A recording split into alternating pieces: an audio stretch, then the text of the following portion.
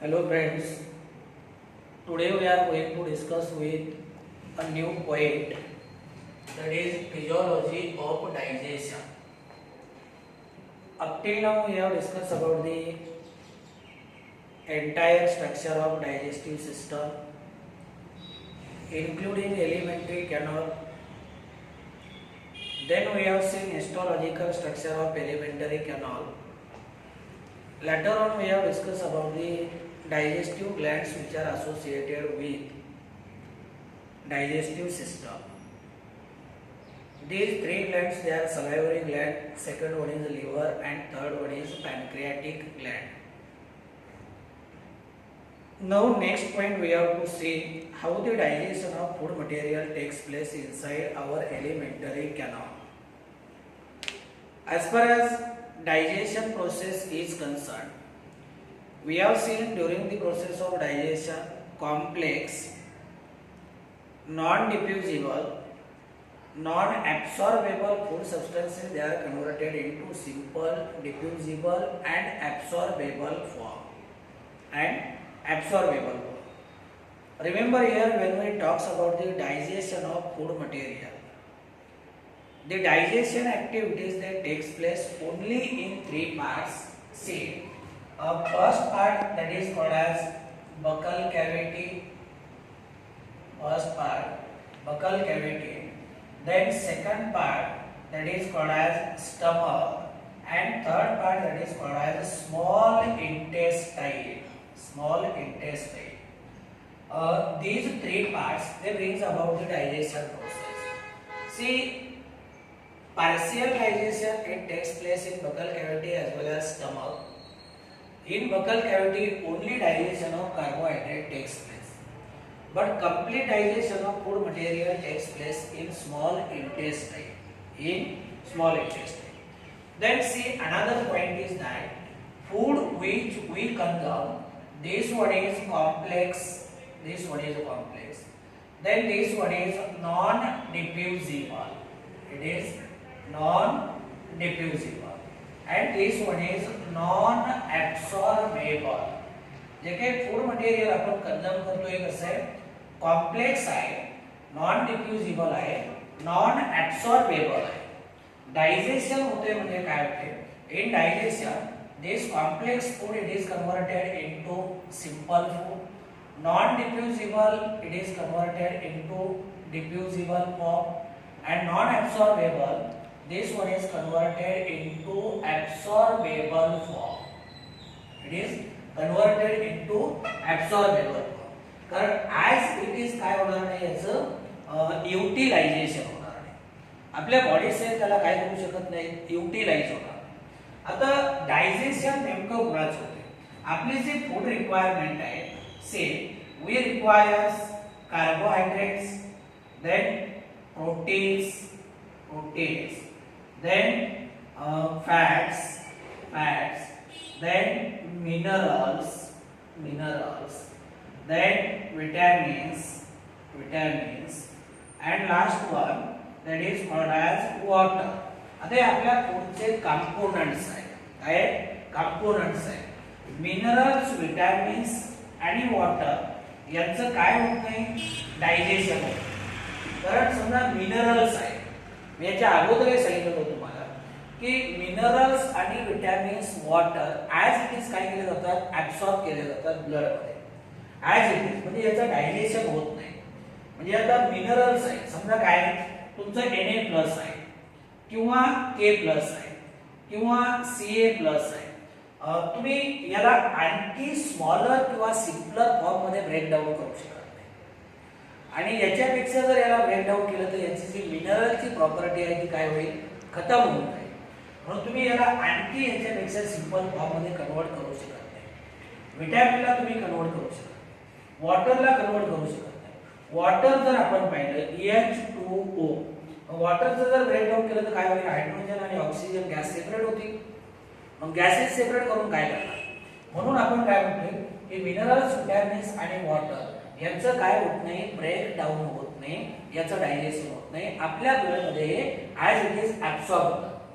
आता यांचा विषय सांगा, मग डायजेशन कोणाचं होतंय, कार्बोहायड्रेट, प्रोटीन्स आणि फॅट्स.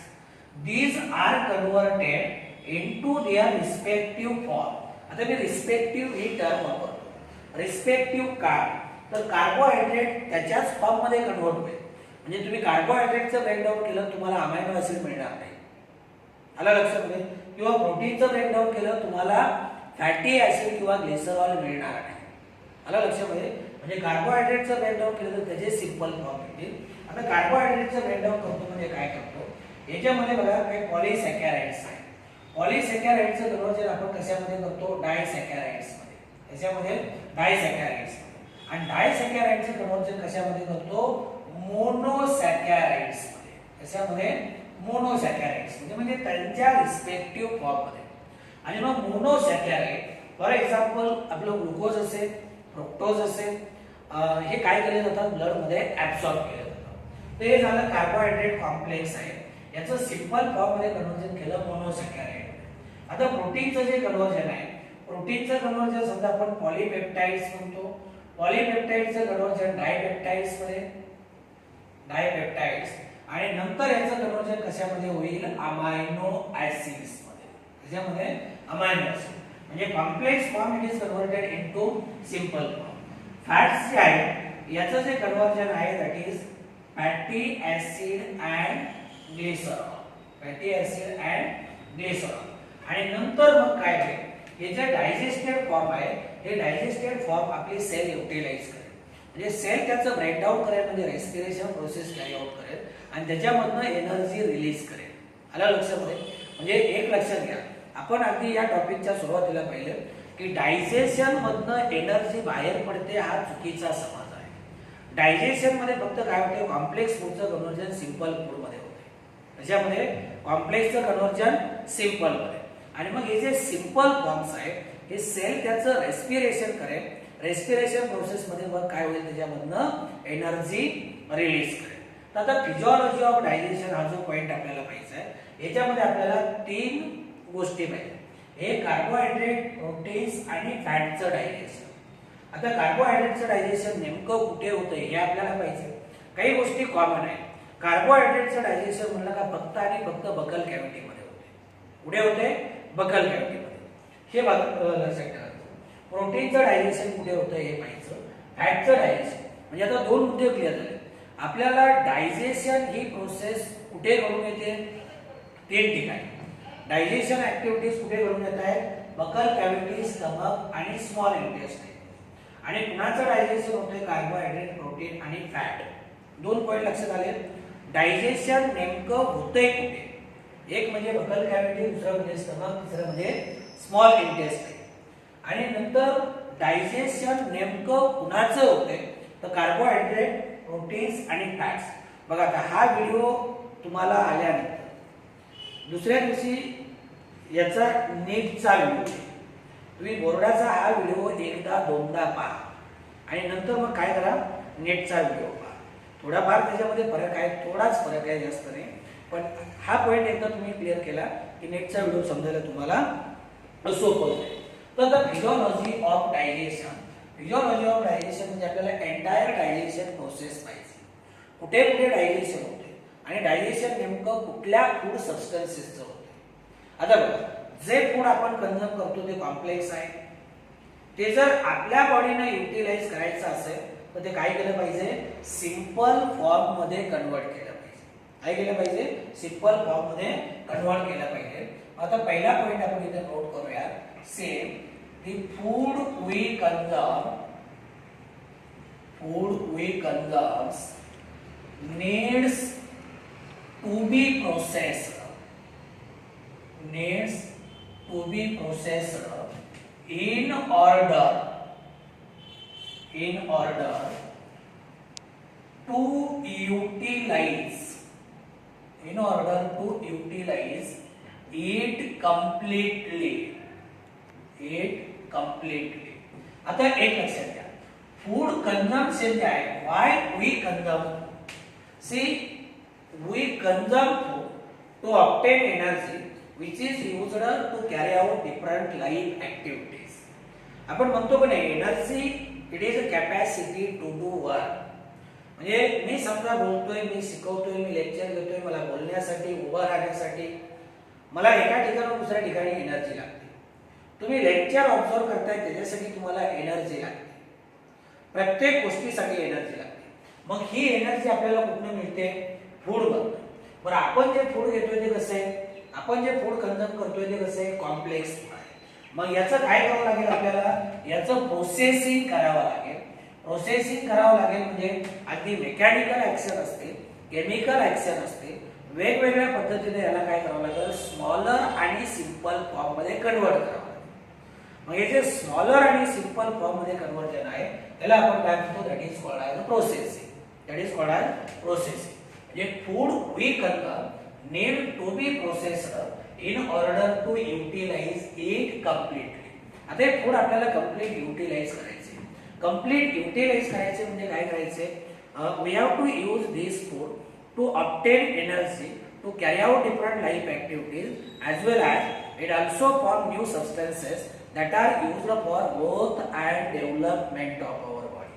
म्हणजे फूडचा उपयोग आपल्याला वेगवेगळ्या ऍक्टिव्हिटीज कॅरी आउट करण्यासाठी होतो. आपल्या बॉडीची ग्रोथ आणि डेव्हलपमेंट कुणामुळे होते? फूड मध्ये. मग जे फूड आपण कंझ्युम करतोय नीड्स टू बी प्रोसेस्ड. याचं कारण काय आहे की food that we consume it is complex, it is not absorbable and that is why if we have to use this food completely then this must be processed. It must be processed. तर पहिला point लक्षात आला, जे food आपण consume करतो ते complex आहे. मग जर फूड कंप्लीट युटिलाइज करायचं असेल तर it should be processed. It should be processed. Then second point that is physiology. Physiology of digestion. Physiology of digestion includes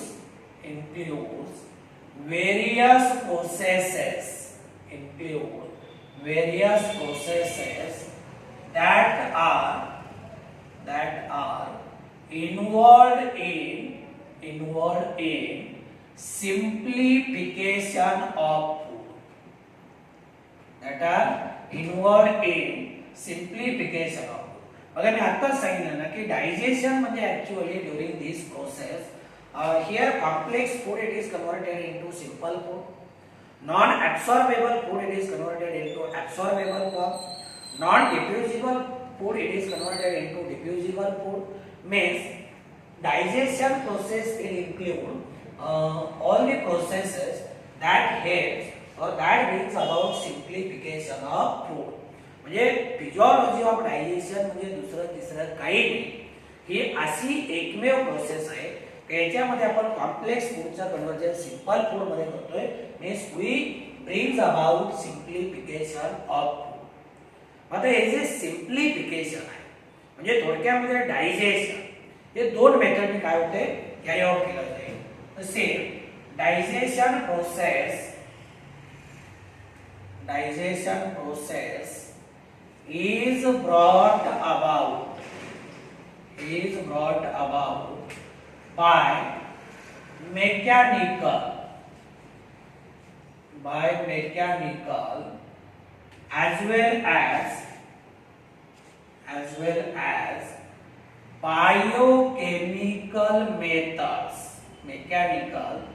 as well as biochemical methods. आता दोन पद्धतीने आपण फूडचं डायजेशन करतोय. एक मेकॅनिकल मेथड म्हणजे थोडक्यामध्ये याच्यामध्ये दाताच्या मदतीने आपण काय करतो, जो घेतलेला घास आहे त्याचं स्मॉलर पीसेस मध्ये कन्वर्जन करतो. म्हणजे जे फूड मटेरियल आपण माउथ मध्ये घेतले त्याचं ब्रेक डाऊन करतो कुणाच्या मदतीने? दाताच्या मदतीने. ती झाली मेकॅनिकल मेथड. आणि नंतर मग जे काही सिंपल फॉर्म मध्ये कन्वर्ट केले त्याच्यावरती वेगवेगळे एन्झाइम्स असतील, वेगवेगळे गॅस्ट्रिक ज्यूस असेल, बाईल ज्यूस असेल, नंतर HCl असेल, याची ऍक्शन होईल. म्हणजे ती झाली बायोकेमिकल मेथड. म्हणजे डायजेशन किंवा simplification of food it is brought about by two method, that is mechanical method and biochemical method. आता या दोन मेथड घेऊन आपल्याला पुढे जायचे. आलं लक्षामध्ये? आता मेकॅनिकल डायजेशन जर आपण पाहिलं तर say mechanical digestion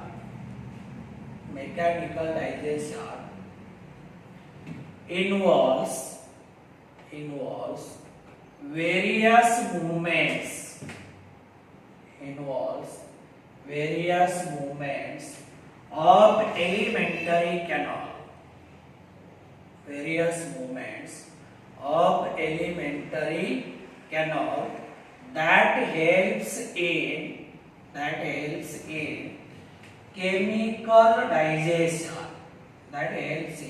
chemical digestion आता याच्यामध्ये मेकॅनिकल डायजेशन जे आहे याच्यामध्ये फूड मटेरियल ब्रेकडाऊन झालं नंतर वेगवेगळ्या मूवमेंट्स आपल्याला वेगवेगळ्या हालचाली आपल्याला कुठे होत आहेत एलिमेंटरी कॅनॉल मध्ये दिसून येत आहेत मग या एलिमेंटरी कॅनॉल मधल्या ज्या वेगवेगळ्या मूवमेंट्स आहेत याच्यामध्ये काय होते वेगवेगळे ज्युसेस असतील किंवा HCl सारखं ऍसिड असेल हे फूड मटेरियल मध्ये काय होईल मिक्स होईल म्हणजे that help in chemical digestion म्हणजे एलिमेंटरी कॅनॉल मध्ये ज्या वेगवेगळ्या मूवमेंट्स आहेत याच्यामध्ये काय होते हळूहळू फूड मटेरियल स्मॉलर पार्टिकल मध्ये कन्वर्ट होईल आणि नंतर मग त्याच्यामध्ये वेगवेगळे ज्युसेस मिक्स केले जातील डायजेशन कॅरी आउट करण्यासाठी तर mechanical digestion involves various movements of alimentary canal that help in chemical digestion then next point that is mastication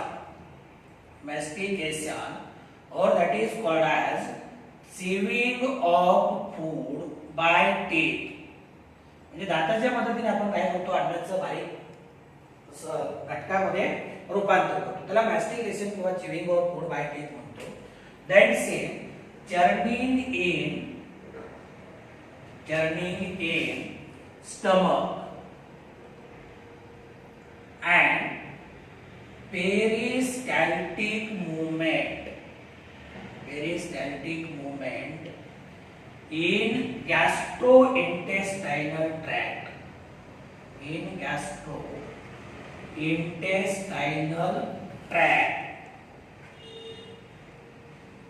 helps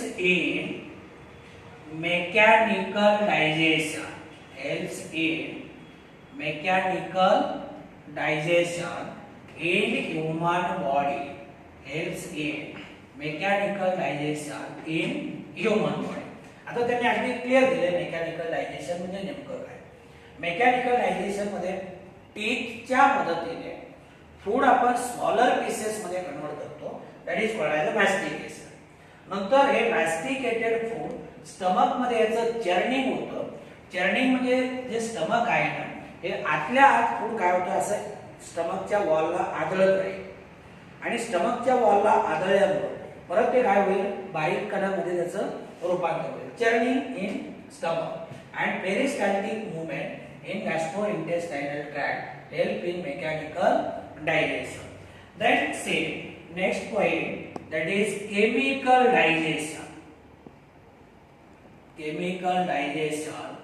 it involves series of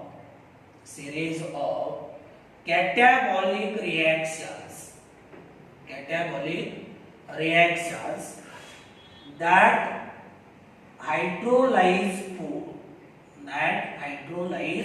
food आता कॅटाबॉलिक रिएक्शन म्हणजे याला आपण काय म्हणतो this one is called as break down activity it is called as break down activity तर catabolic chemical digestion जे आहे याच्यामध्ये वेगवेगळे ज्यूस असतील एन्झाईम्स असतील याच्या मदतीने कॅटाबॉलिक रिएक्शन घडून येतात म्हणजे काय होते फूड हायड्रोलाइज होते म्हणजे फूड सिंपल फॉर्म मध्ये कन्वर्ट होते इथे जसं सांगितलं आता हे कॅटाबॉलिक रिएक्शन आहे कॅटाबॉलिक रिएक्शन तुम्ही एखादा मोठा घटक आलं लक्षामध्ये जर समजा काय समजा आहे एखादा पर्टिक्युलर सबस्टन्स तुम्ही याला जर 2 तुकड्यामध्ये डिवाइड केलं किंवा 4 तुकड्यामध्ये डिवाइड केलं तर हे झाले कॅटाबॉलिक रिएक्शन म्हणजे आपण कार्बोहायड्रेटला काय करतो त्याच्या लहान लहान फॉर्म मध्ये तोडतोय म्हणजे बघा समजा पॉलिसॅकॅराइड आहे त्याला लहान फॉर्म मध्ये तोडला आणखी लहान म्हणजे डायसॅकॅराइड आणि परत डायसॅकॅराइडला आपण आणखी तोडलं तर काय तयार होईल मोनोसॅकॅराइड तयार होईल किंवा पॉलीपेप्टाइड ही जी चेन आहे ही जर आपण ब्रेक केली तर त्याच्यापासून डायपेप्टाइड तयार होईल डायपेप्टाइडला परत आपण आणखी तोडलं तर त्याच्यापासून काय होईल अमायनो ऍसिड होईल काय तयार होतील अमायनो ऍसिड म्हणजे केमिकल डायजेशन काय इट इन्व्हॉल्व्स कॅटॅबॉलिक रिॲक्शन. कॅटॅबॉलिक म्हणजे ब्रेकडाऊन, याच्यामध्ये जे आणखी कॉम्प्लेक्स आहे ते परत सिंपल फॉर्म मध्ये काय केलं जातं, कन्वर्ट केलं जातं. आलं लक्षामध्ये, काय केलं जातं, कन्वर्ट केलं जातं. आणि मी एक तुम्हाला सांगितलं होतं की जेव्हा आपण सिंपल फॉर्म होतं, म्हणजे जेव्हा आपण अमायनो ऍसिड एकत्र केले तर काय होईल, प्रोटीन मॉलिक्यूल तयार होईल. तेव्हा आपण वॉटर मॉलिक्यूल ऍड करतो. काय करतो, वॉटर मॉलिक्यूल ऍड करतो. मोनोसॅकॅराइड आपल्याला युनाइट करायचे आणि डायसॅकॅराइड तयार करायचे. काय ऍड करतो आपण, वॉटर मॉलिक्यूल. तसं इथं वॉटर मॉलिक्यूल काय होईल, युटिलाइज. आलं लक्षामध्ये, वॉटर मॉलिक्यूल युटिलाइज होईल म्हणजे हायड्रोलायटिक रिॲक्शन घडतो. ते लक्षात आलं ना. मग जे फूड आपण कंझ्युम करतोय ते कंप्लीट युटिलाइज होण्यासाठी त्याचं प्रोसेसिंग केलं पाहिजे. नंतर फिजिओलॉजी ऑफ डायजेशन, याच्यामध्ये आपण कॉम्प्लेक्स फूडचं सिंपल फूड मध्ये कन्व्हर्जन होतं दोन पद्धतीनं, एक मेकॅनिकल डायजेशन आणि दुसरं केमिकल डायजेशन. मग मेकॅनिकल डायजेशन आपण या पॉइंट मध्ये पाहिलं, केमिकल डायजेशन इथे पाहिलं. आता आपल्याला याच्यामध्ये पहिला पॉइंट पाहायचा आहे तो म्हणजे digestion of food in buccal cavity.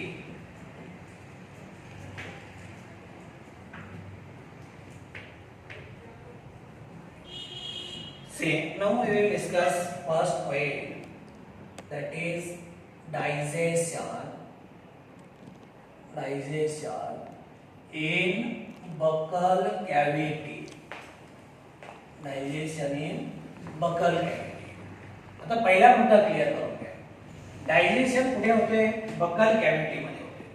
आता जेव्हा आपण बकल कॅव्हिटी किंवा माउथ कॅव्हिटी म्हणतो तर तिथे जे डायजेशन होईल याच्यामध्ये टेथचा रोल असणार आहे, टंगचा रोल असणार आहे, नंतर याच्यामध्ये सलायवाचा रोल असणार आहे. आणि बकल कॅव्हिटी मध्ये फक्त आणि फक्त कुणाचं डायजेशन होतंय, एकमेव डायजेशन होतंय कार्बोहायड्रेटचं. हे लक्षात ठेवा बरं. बकल कॅव्हिटी मध्ये फक्त डायजेशन कुणाचं होतंय, कार्बोहायड्रेटचं.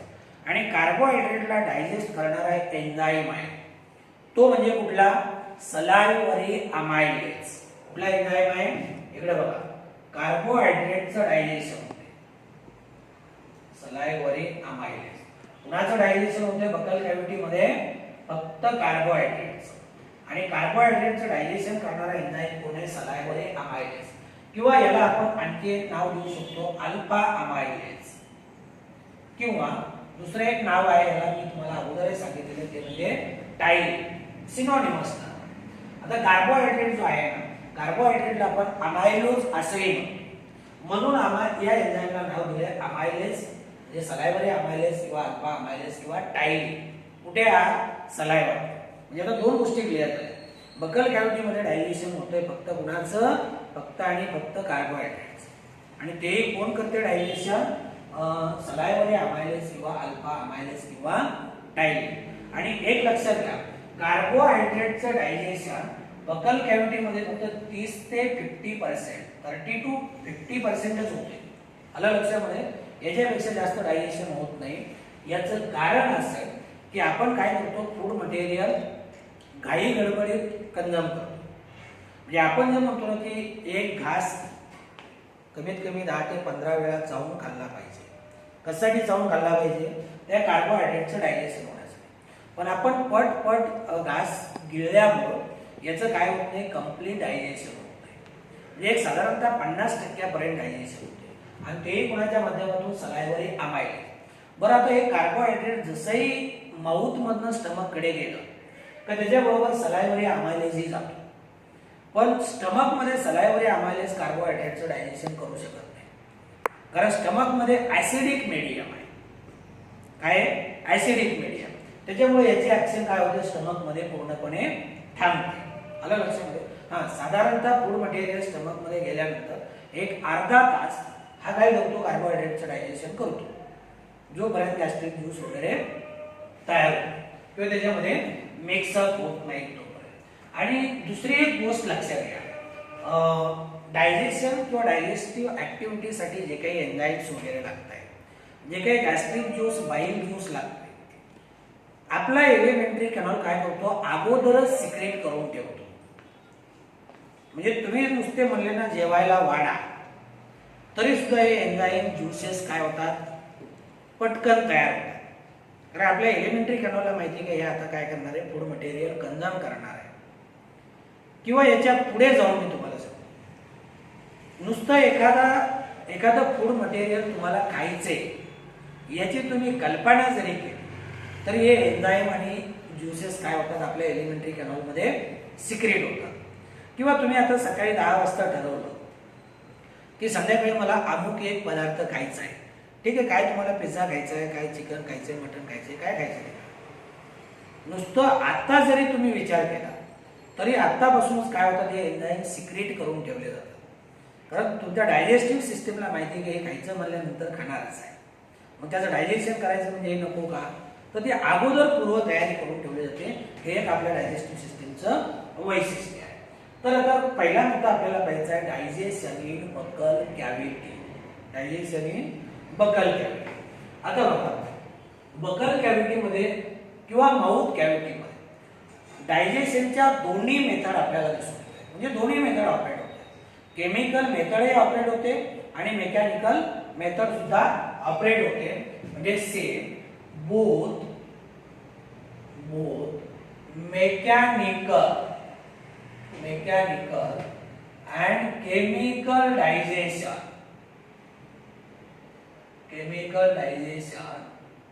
takes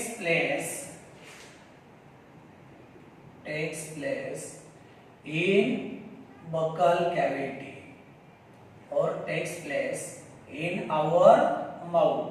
म्हणजे या दोन्ही मेथड ऑपरेट होतात. या दोन्ही मेथड, मेकॅनिकल मेथड आणि केमिकल मेथडने काय होते, माउथ मध्ये फूड मटेरियलचं डायजेशन होते. काय होते, फूड मटेरियलचं डायजेशन होते. बरं, आपण फूड मटेरियल आतमध्ये घेतलं, पहिली ऍक्शन कुठली असणार, मॅस्टिकेशन. दाताच्या मदतीने आपण काय करतो, त्याला चावतो. म्हणजे सेम मॅस्टिकेशन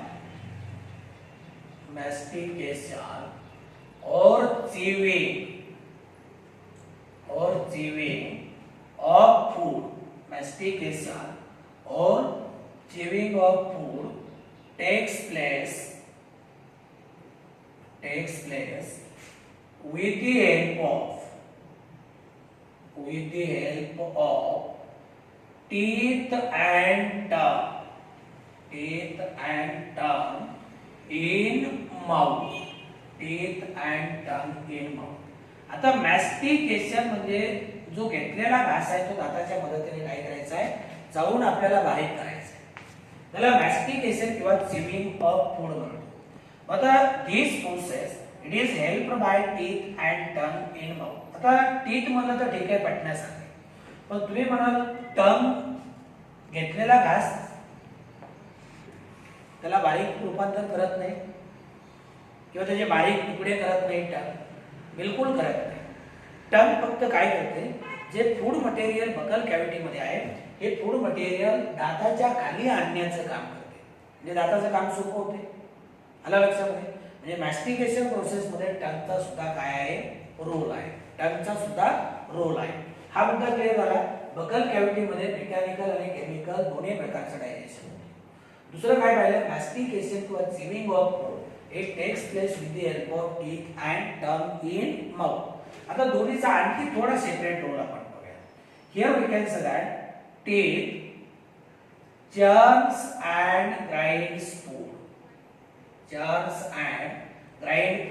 म्हणजे food material it is converted into smaller pieces with the help of teeth and same tongue manipulates food. Tongue manipulate food म्हणजे आता जे आपण म्हणाले की teeth breaks food particle into smaller pieces. पण त्याचं ब्रेक करण्यासाठी त्याला दाताखाली आणण्याचं काम कोण करतं, टंग. The tongue it manipulate food. And another important point is that churning action or churning becomes easier. Churning becomes easier when it gets moistened by saliva.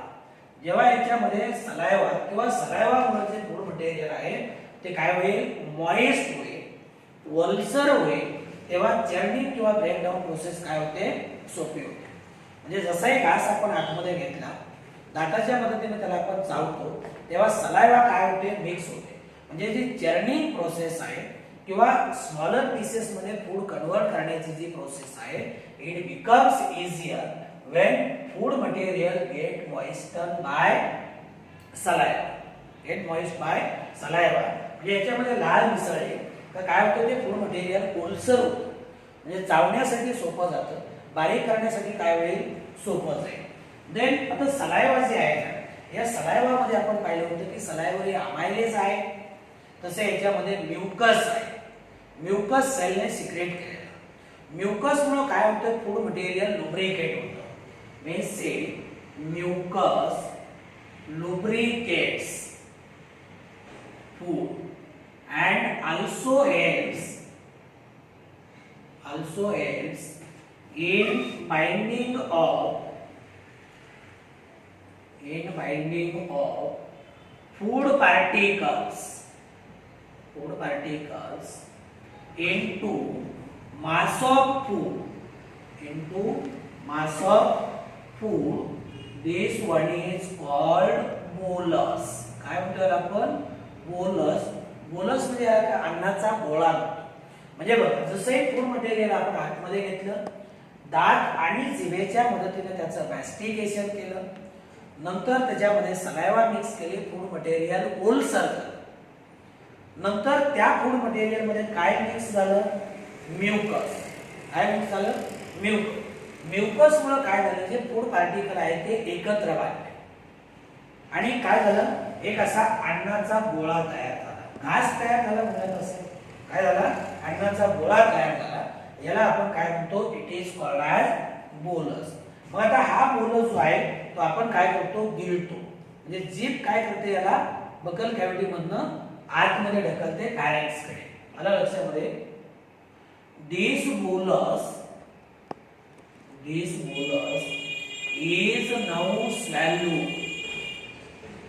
now swallowed by deglutition. Deglutition म्हणजे गिळणे. काय, deglutition म्हणजे गिळणे. नंतर हा बोलस आपण काय करतो, पुढे ढकलतो, कुठे, फॅरिंक्स कडे. आणि पुढे ढकलण्यासाठी किंवा गिळण्यासाठी जर कोण मदत करत असेल तर ती म्हणजे palette. Means our tongue presses against palate and pushes food into pharynx. Pushes food into pharynx. And from pharynx food enter into say the food further म्हणा किंवा बोलस म्हणा, food further enters into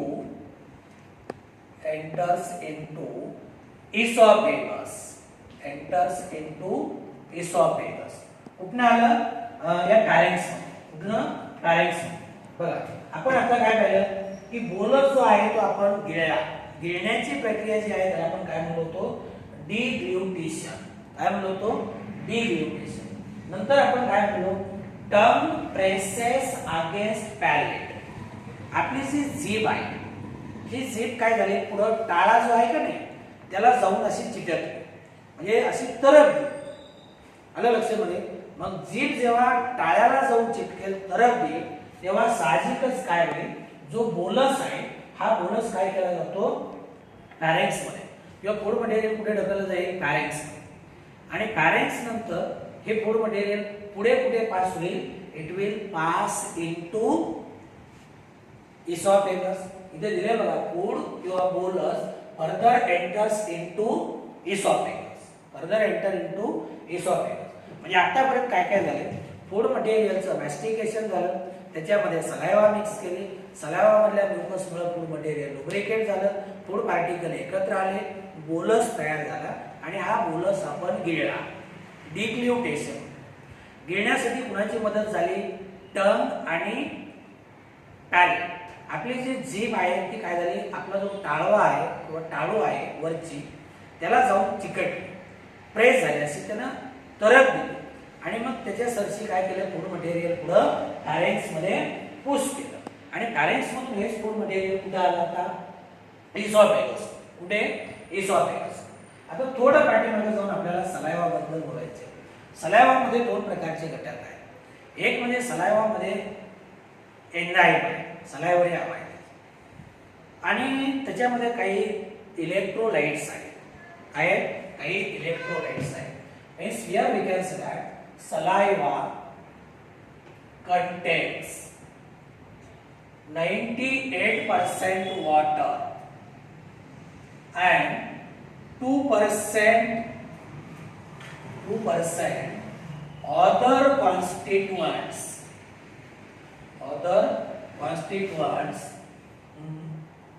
like electrolytes and salivary amylase enzyme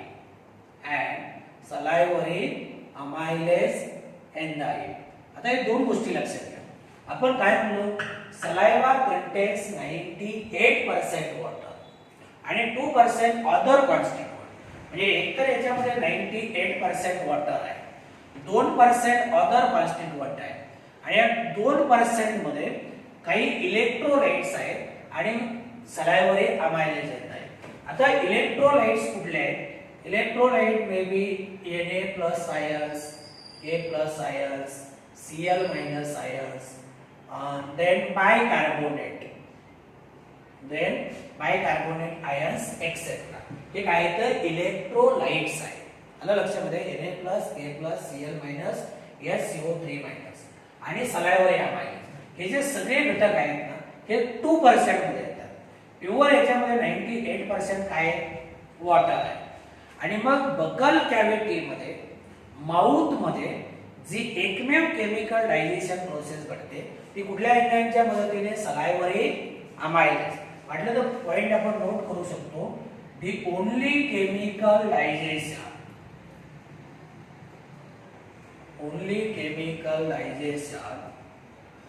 that occurs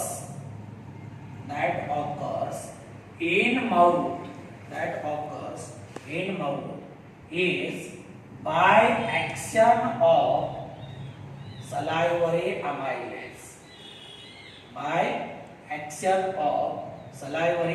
amylase. म्हणजे या एन्झाईमच्या मदतीने एकमेव chemical digestion process कुठे होते? आपल्या माउथ मध्ये. आणि ते तुम्हाला माहिती आहे कुठली होणार? ती कार्बोहायड्रेटचं डायजेशन. म्हणजे same here we can say that it helps in conversion of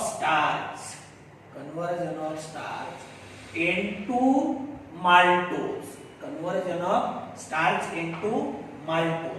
आता स्टार्च ऍक्च्युअली पॉलिसॅकॅराइड आहे आणि माल्टोज काय? डायसॅकॅराइड. म्हणजे सलाइव्हरी अमायलेज काय करते? माउथ मध्ये स्टार्च वरती ऍक्ट झालं तर त्याचं ब्रेकडाऊन करते. काय करते? ब्रेकडाऊन करते. कशामध्ये? माल्टोज मध्ये. म्हणजे जवळपास असे it converts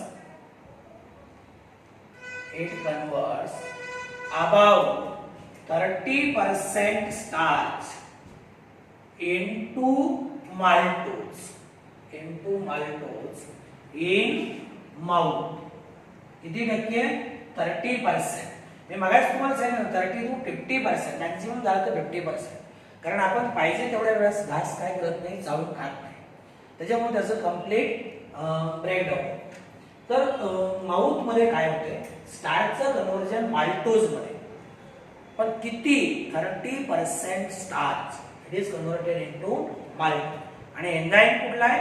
that is salivary amylase. म्हणजे तुम्हाला हे इक्वेशन जर घ्यायचं असेल तर say starch This one is converted into maltose in presence of enzyme salivary amylase. आणि pH किती इथं pH 6.8. pH किती आहे 6.8. कुठे घडले माउथ मध्ये. मग स्टार्च कोण आहे स्टार्च इट इज पॉलीसॅकॅराइड. कोण आहे हा पॉलीसॅकॅराइड. आणि माल्टोज कोण आहे डायसॅकॅराइड. म्हणजे पॉलीसॅकॅराइडचं कन्वर्जन कशामध्ये केलं डायसॅकॅराइड मध्ये. कशामध्ये डायसॅकॅराइड. आता ऍक्च्युअल ही प्रोसेस संपली कुठे बकल कॅव्हिटी मधलं डायजेशन. पण सलायव्हरी अमायलेजच्या व्यतिरिक्त आणखी एक एन्झाईम आहे सलायव्हा तो म्हणजे लायसोझाइम. कुठला लायसोझाइम. थोडं त्याच्याबद्दल पाहू. से सलायव्हा also contains lysozyme, not lysosome. आहे लायसोझाइम. आता हा लायसोझाइम एन्झाइम जो आहे तो अँटीबॅक्टेरियल आहे. म्हणजे it will prevent infection. It will prevent infection. Means say lysozyme it is antibacterial agent. It is antibacterial agent that prevents infection. म्हणजे बॅक्टेरियल पॅथोजन वगैरे असतील त्याच्यापासून काय होणार नाही इन्फेक्शन होणार. तुम्ही लक्ष द्या बरं का. सलायव्हरी अमायलेज हा तर मेन एन्झाईम आहे. पण सलायव्हा मध्ये काही लायसोझाइम्स आहेत. आणि लायसोझाइम काय अँटीबॅक्टेरियल एजंट. दे प्रिव्हेंट इन्फेक्शन. दे प्रिव्हेंट इन्फेक्शन. आता बघा आता जे फूड आहे किंवा बोलस मध्ये further passes down through oesophagus. से दी बोलस किंवा याला फूड म्हणा काय अडचण नाही. The bolus further passes through oesophagus.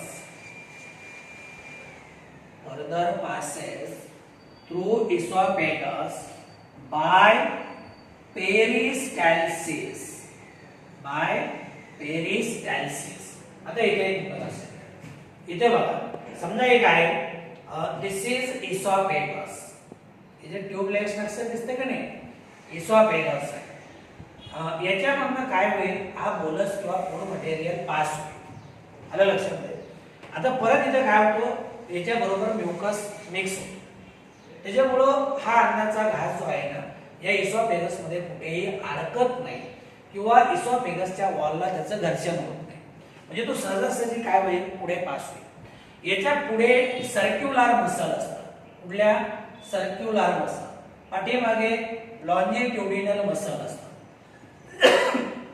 आता होईल काय या लॉन्जिट्युडिनल मसल जेव्हा कॉन्ट्रॅक्ट होतील तेव्हा याच्या समोर असणाऱ्या सर्क्युलर मसल रिलॅक्स होतील. त्याचा परिणाम काय होईल हळूहळू पेरिस्टॅल्सिस मुवमेंट आहे म्हणजे वेव्ह लाईन मुवमेंट तयार होते. काय होते वेव्ह लाईन मुवमेंट. म्हणजे मी तुम्हाला सांगितलं होतं ना जसं आपण झाडूने हळू काय करतो केअर जो आहे का नाही डस्ट पार्टिकल वगैरे आपण पुढे सरकवत नेतो. सेम मुवमेंट कुठे होते इसॉफेगस मध्ये. त्याला म्हणायचं पेरिस्टॅल्सिस. काय म्हणायचं दॅट इज कॉल्ड ॲज पेरिस्टॅल्सिस. आता इथून पुढे काय होईल से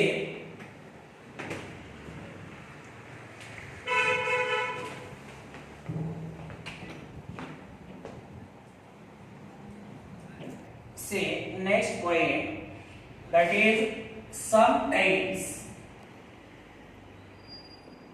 sometimes regurgitation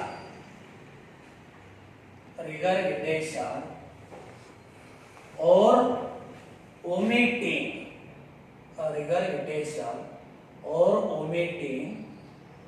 occurs due to reverse spasmodic peristalsis.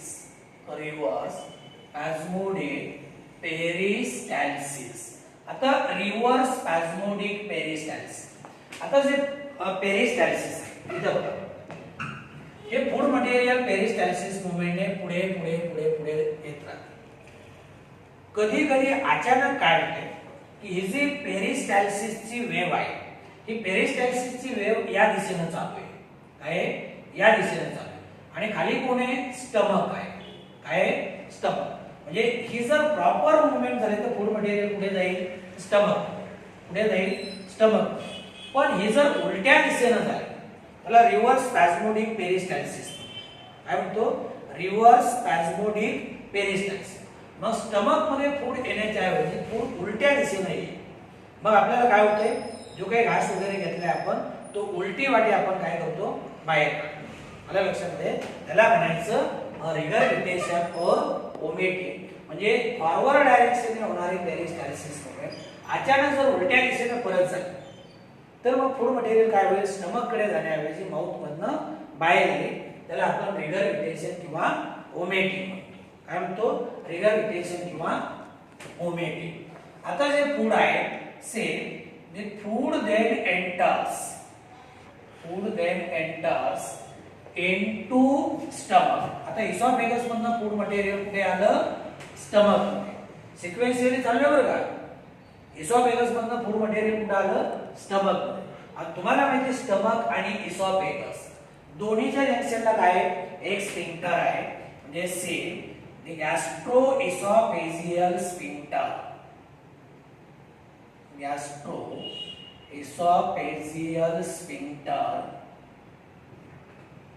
gastroesophageal sphincter control the passage of food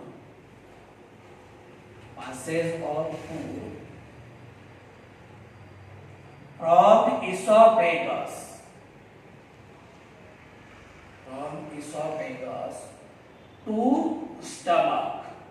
esophagus to stomach.